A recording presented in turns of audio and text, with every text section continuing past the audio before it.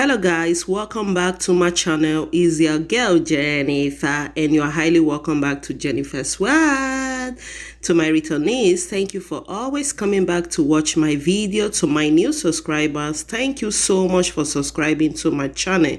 And if you are just seeing this channel for the first time, please kindly do me a favor, subscribe to this channel to join the family and turn on the notification bell so whenever I upload any new video, you'll be the first to know. Guys, today's video is we are going to be making crispy onions rings. So if you want to see how I make it, keep watching. Thank you.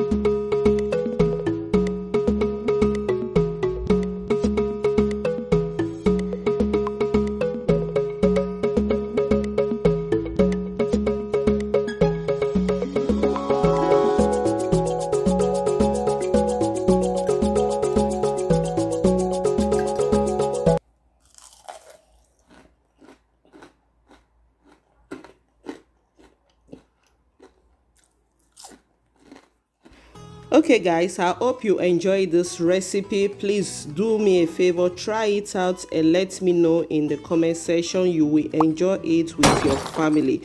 Please guys, share me out guys and subscribe to this channel. Thank you so much for watching. To my returnees, I really appreciate you. Until we see in our next video, bye bye.